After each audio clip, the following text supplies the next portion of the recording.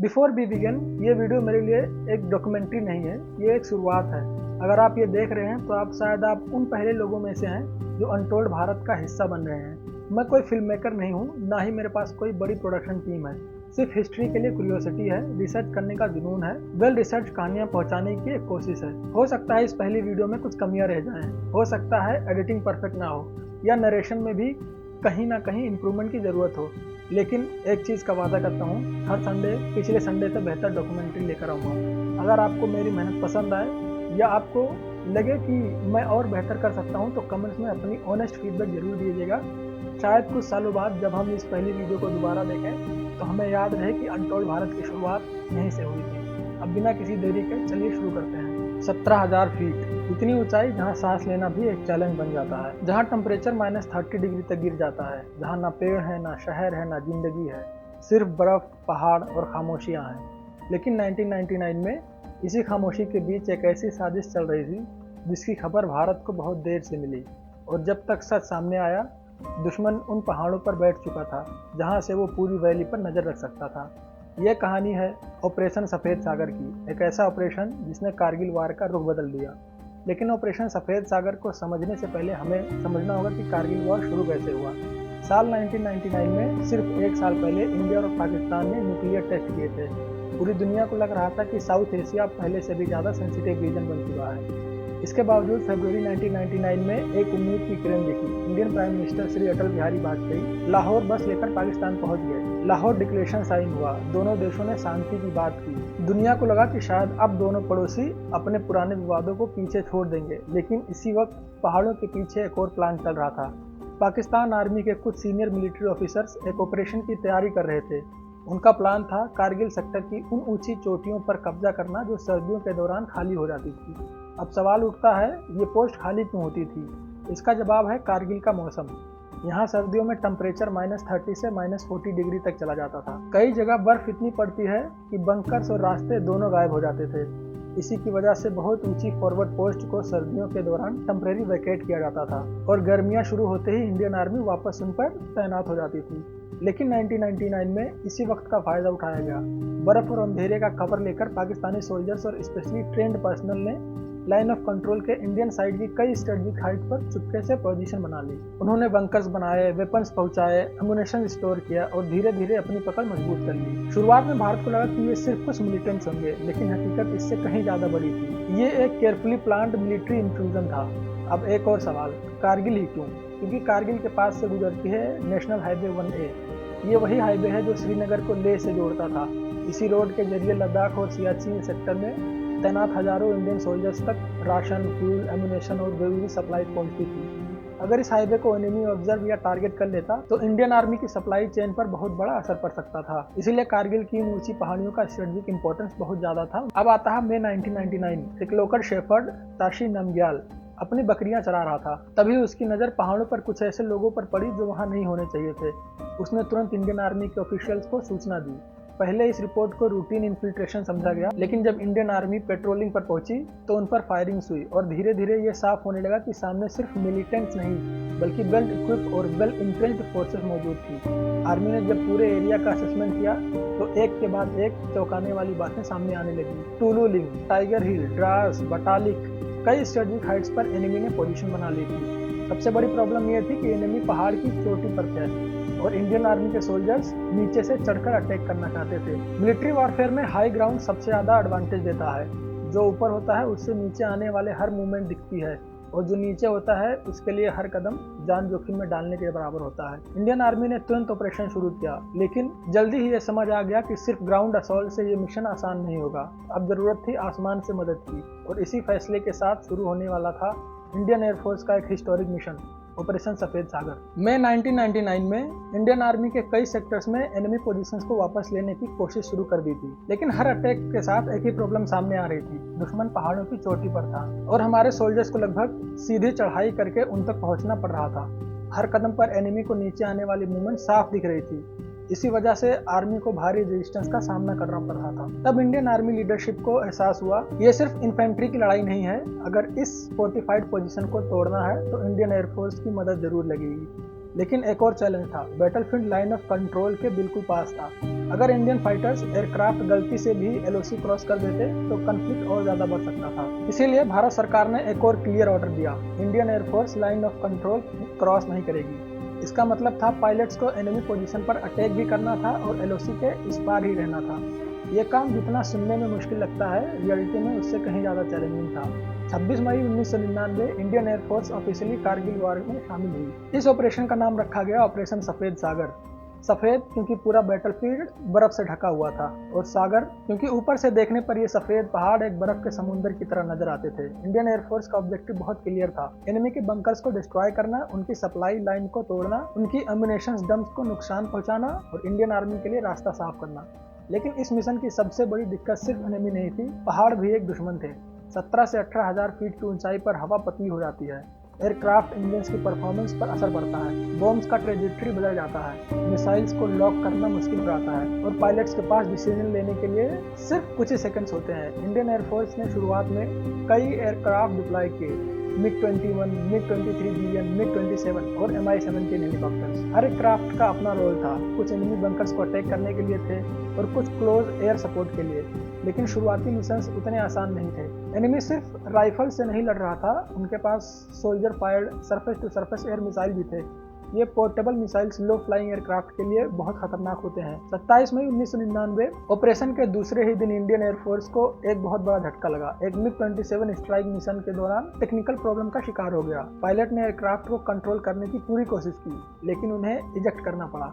इसी ऑपरेशन के दौरान स्क्वाड्रन लीडर अजय आहूजा अपने साथी पायलट की लोकेशन ढूंढने के लिए नीचे आए, तभी उनके MiG-21 पर मिसाइल से अटैक हुआ। उन्हें भी एयरक्राफ्ट से इजेक्ट करना पड़ा। बाद में उनका शव भारत को वापस मिला। उनकी शहादत ने पूरे देश को हिला दिया। इसके कुछ ही दिन बाद एक MiG-17 हेलीकॉप्टर पर भी एनिमी मिसाइल का हमला हुआ। हेलीकॉप्टर क्रैश हो गया, क्रू के सभी जवान वीरगति को प्राप्त हुए। इन घटनाओं से एक बात साफ कर दी, एनिमी को अंडर एस्टिमेट नहीं किया जा सकता। इंडियन एयरफोर्स ने तुरंत अपनी स्ट्रेटजी बदली, लो अल्टीट्यूड अटैक्स कम कर दिए गए, मिशन प्लानिंग को और ज्यादा प्रिसाइज बनाया गया। एक और एयरक्राफ्ट पर सबकी नजर टिक गई, मिराज 2000। ये एयरक्राफ्ट उस वक्त इंडियन एयरफोर्स के सबसे एडवांस फाइटर जेट्स में था। इसकी एक्यूरेसी, हाई एल्टीट्यूड परफॉर्मेंस और प्रिसीजन स्ट्राइक्स कैपेबिलिटी इसे कारगिल के बैटलफील्ड के लिए आइडल मानी जा रही थी। लेकिन मिराज 2000 अभी तक अपना असली कमाल दिखाना बाकी था। अगले कुछ दिनों में इसी एयरक्राफ्ट ने वो किया जिसने ऑपरेशन सफेद सागर को इंडियन मिलिट्री हिस्ट्री के सबसे सक्सेसफुल एयर कैंपेन में शामिल कर दिया, और इसी से कारगिल वार का एक नया चैप्टर शुरू हुआ। इंडियन एयरफोर्स ने अपनी स्ट्रेटजी बदली। अब फोकस सिर्फ बॉम्बिंग पर नहीं था, फोकस था प्रिसीजन। हर बॉम्ब का टारगेट पहले से आइडेंटिफाई किया जा रहा था। हर मिशन को आर्मी के इनपुट्स और रिकॉनसाइनेंस के बेसिस पर प्लान किया जा रहा था, और इस मिशन का सबसे बड़ा हीरो बनने वाला था मिराज 2000। मिराज 2000 उस समय इंडियन एयरफोर्स का सबसे advance multi role fighter aircraft था। ये एयरक्राफ्ट सिर्फ फास्ट ही नहीं था, बल्कि हाई एल्टीट्यूड पर भी बहुत स्टेबल परफॉर्म करता था। सबसे बड़ी बात, ये प्रिसीजन गाइडेड वेपन कैरी कर सकता था। कारगिल के पहाड़ों में ये कैपेबिलिटी बहुत इंपॉर्टेंट थी, क्योंकि यहाँ टारगेट सिर्फ कुछ मीटर की गलती से मिस हो सकता था और एक गलत स्ट्राइक से अपने ही सोल्जर्स को नुकसान पहुंच सकता था। इसीलिए इंडियन एयरफोर्स ने हर मिशन को मिनट टू मिनट प्लान किया। सबसे पहले रिकॉनसाइनेंस सॉर्टीज की गई, एयरक्राफ्ट ने एनिमी की पोजीशन आइडेंटिफाई की, फोटोग्राफ्स ली गई, मैप अपडेट किए गए, आर्मी के साथ हर टारगेट क्रॉस चेक किया गया। उसके बाद शुरू हुई प्रिसीजन स्ट्राइक जून 1999। मिराज 2000 एयरक्राफ्ट ने एनिमी के बंकर, सप्लाई डिपोट्स और एम्यूनिशन स्टोरेज एरियाज को टारगेट करना शुरू किया। इन मिशन का सबसे बड़ा एडवांटेज था एक्यूरेसी। बॉम्ब्स को ऐसे टारगेट्स पर गिराया गया जहां एनिमी को सबसे ज्यादा नुकसान हो और इंडियन सोल्जर्स की सेफ्टी बनी रहे। इन्हीं ऑपरेशन के दौरान मंटो ढालो का नाम सामने आया। मंटो ढालो एक इंपॉर्टेंट एनिमी लॉजिस्टिक बेस माना जा रहा था। यहाँ से आगे तैनात पोजीशन तक राशन, एम्यूनिशन और सप्लाईज पहुंचाई जा रही थी। इंडियन एयरफोर्स ने इस टारगेट को आइडेंटिफाई किया, मिशन केयरफुली प्लान हुआ और फिर मिराज 2000 ने स्ट्राइक लॉन्च की। स्ट्राइक के बाद पता चला कि टारगेट को काफी नुकसान पहुंचाया गया है। एनिमी की सप्लाई चेन पर इसका सीधा असर पड़ा। अब सिर्फ बंकर ही नहीं, उनकी लॉजिस्टिक भी टूटने लगी थी। मिलिट्री हिस्ट्री में लॉजिस्टिक को अक्सर वॉर का बैकबोन कहा जाता है। अगर सोल्जर्स तक खाना, गोलियां और रीइंफोर्समेंट नहीं पहुंचती तो सबसे मजबूत पोजीशन भी ज्यादा देर तक टिक नहीं सकती। इसी वजह से यह स्ट्राइक बहुत इंपॉर्टेंट साबित हुई। लेकिन बैटलफील्ड का सबसे बड़ा सिंबल अब भी बाकी था, टाइगर हिल। टाइगर हिल सिर्फ एक पहाड़ नहीं था, ये पूरे एरिया की सबसे स्ट्रेटेजिक हाइट में से एक था। यहाँ से नेशनल हाईवे 1A के कई हिस्सों पर नजर रखी जा सकती थी। इंडियन आर्मी के लिए टाइगर हिल को वापस लेना बहुत जरूरी था, लेकिन टाइगर हिल पर डायरेक्ट अटैक करना आसान नहीं था। एनिमी ऊपर था, टेरेन बहुत स्टीप था और वेदर हर रोज बदल रहा था। इंडियन एयरफोर्स ने आर्मी के ऑपरेशन को सपोर्ट देने के लिए एनिमी की सराउंडिंग पोजीशंस और लॉजिस्टिक पर प्रिसीजन स्ट्राइक की। इससे आर्मी को आगे बढ़ने में मदद मिली। इस पूरे कैंपेन की सबसे बड़ी स्ट्रेंथ थी कोऑर्डिनेशन। ग्राउंड पर आर्मी, आसमान में एयरफोर्स। हर मिशन से पहले टारगेट कंफर्म होता था, टाइमिंग डिसाइड होती थी, कम्युनिकेशन स्टैब्लिश होता, उसके बाद स्ट्राइक लॉन्च होती। जैसे ही एयरफोर्स अपना मिशन कंप्लीट करती, आर्मी असोल्ट शुरू कर देती। ये कोऑर्डिनेशन इतना इफेक्टिव था कि धीरे धीरे एनिमी की डिफेंस पोजीशन कमजोर पड़ने लगी। ऑपरेशन सफेद सागर सिर्फ बॉम्ब गिराने का नाम नहीं था, ये इंटेलिजेंस, प्लानिंग, नेविगेशन, टेक्नोलॉजी और टीम वर्क का परफेक्ट एग्जांपल था। हर पायलट जानता है कि एक छोटी सी गलती मिशन को फेल कर सकती है। हाई अल्टीट्यूड में ऑक्सीजन कम थी, माउंटेन विंड्स अनप्रेडिक्टेबल थी और एलओसी क्रॉस न करने का ऑर्डर हर मिशन को और मुश्किल बना रहा था। फिर भी इंडियन एयरफोर्स ने डिसिप्लिन के साथ हर मिशन एग्जीक्यूट किए। जुलाई की शुरुआत तक बैटलफील्ड का माहौल बदलने लगा था। एनिमी की सप्लाई लाइंस प्रेशर में थी, कई स्ट्रेटेजिक पोजीशंस आइसोलेट होने लगी थी और इंडियन आर्मी धीरे धीरे उन हाइट्स को वापस हासिल कर रही थी जहां कुछ हफ्तों पहले एनिमी का कब्जा कर लिया था। अब जंग अपने अंतिम और सबसे निर्णायक दौर में पहुंच चुकी थी। अगले कुछ दिन सिर्फ कारगिल वार ही नहीं, भारत की मिलिट्री हिस्ट्री का एक नया अध्याय लिखने वाला था और इसके साथ ऑपरेशन सफेद सागर अपने सबसे महत्वपूर्ण फेज में प्रवेश करने वाला था। जुलाई 1999, कई हफ्तों की लगातार फाइटिंग के बाद बैटलफील्ड का माहौल बदल चुका था। इंडियन आर्मी धीरे धीरे एक के बाद एक स्ट्रेटेजिक पीक वापस हासिल कर रही थी और हर जीती हुई पोजीशन के पीछे महीनों की प्लानिंग, हजारों सोल्जर्स की मेहनत और इंडियन एयरफोर्स का कांस्टेंट सपोर्ट था। सबसे ज्यादा ध्यान पर था टाइगर हिल। टाइगर हिल सिर्फ एक माउंटेन पीक नहीं था, ये कारगिल कैंपेन का सिंबल बन चुका था। जो भी टाइगर हिल को कंट्रोल करता, उसके पास आसपास के एरिया पर स्ट्रेटेजिक एडवांटेज होता। इंडियन आर्मी ने कई डायरेक्शन से केयरफुली प्लान्ड असॉल्ट किया। ये ऑपरेशन आसान नहीं था। सोल्जर्स को रात के अंधेरे में सीधी चढ़ाई करनी पड़ी। कई जगह रोप्स का इस्तेमाल हुआ, कई जगह सोल्जर्स ने खुद को पत्थरों के साथ चिपकाकर आगे बढ़ाया। एनिमी को लग रहा था कि इस रूट से अटैक करना लगभग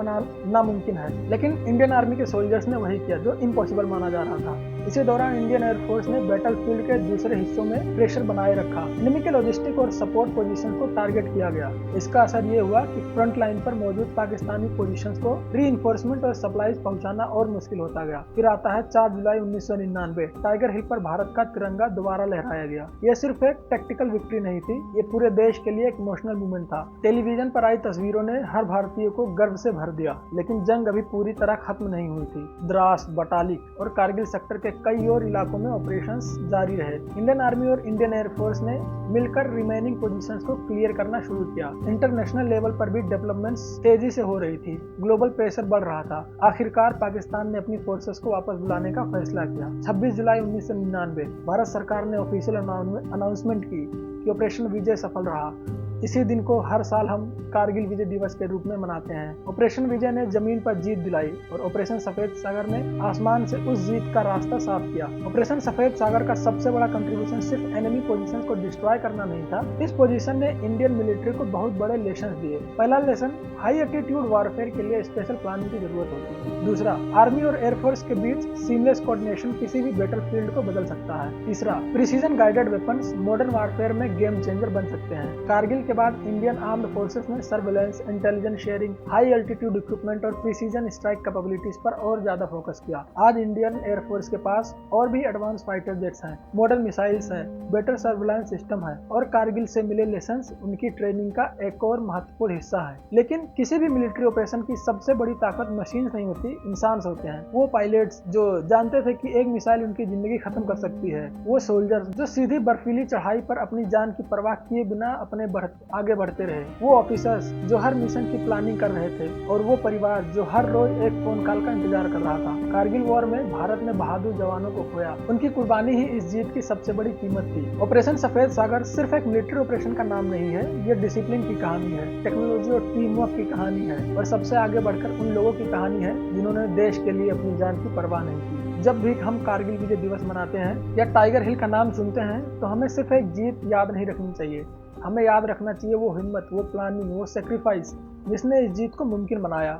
अगर आपको मिलिट्री हिस्ट्री, अनटोल्ड ऑपरेशंस और भारत की ऐसी सच्ची कहानियां पसंद है तो अनटोल्ड भारत को सब्सक्राइब करना मत भूलिए। मैं मिलूंगा अगले संडे एक और ऑपरेशन, एक और कहानी जिसे इतिहास ने तो लिखा लेकिन दुनिया ने कम सुना। जय हिंद, मेरा नाम आतिफ है।